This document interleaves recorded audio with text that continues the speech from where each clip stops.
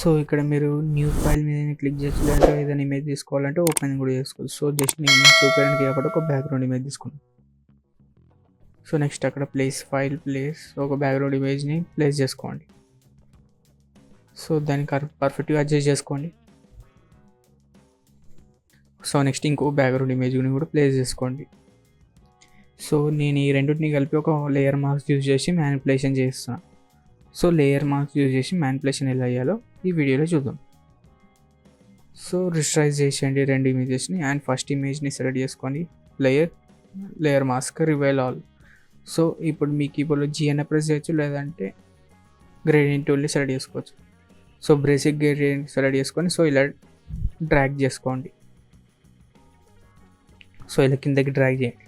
So పర్ఫెక్ట్గా match అయ్యేటట్టుగా. So నేను ఆ స్కై అనేది పర్ఫెక్ట్గా మ్యాచ్ అయ్యేటట్టుగా చేస్తున్నాను. సో అక్కడ బ్లూగా నాకు కనబడదు కాబట్టి సో పర్ఫెక్ట్గా అడ్జస్ట్ చేసుకుంటున్నాను. మళ్ళీ కావాలంటే అడ్జస్ట్ కూడా చేసుకోవచ్చు.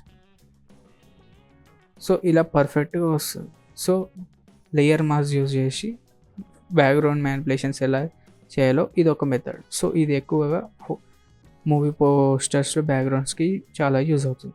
అండ్ నెక్స్ట్ ఇంకో స్టెప్, ఇప్పుడు ఫైల్ ప్లేస్.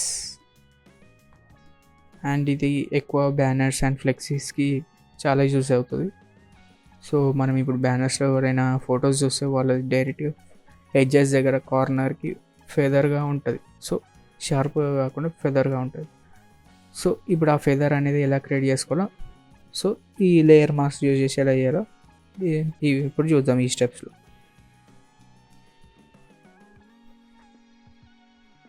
సో జస్ట్ మీకు కనవడానికి నేను ఈ మెరూన్ బ్యాక్గ్రౌండ్ తీసుకున్నాను.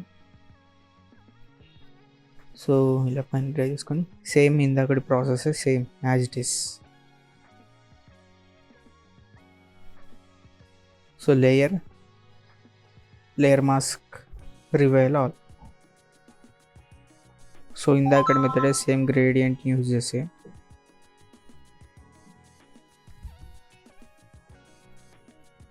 సేమ్ ఇలా కిందకి డ్రాగ్ చేయండి. సేమ్ అలా ఫెదర్గా వస్తుంది. సో ఇది ఎక్కువగా బ్యానర్స్కి ఫ్లెక్సీస్కి అయితే చాలా అంటే చాలా యూజ్ అవుతుంది అండ్ ఇంపార్టెంట్ కూడా.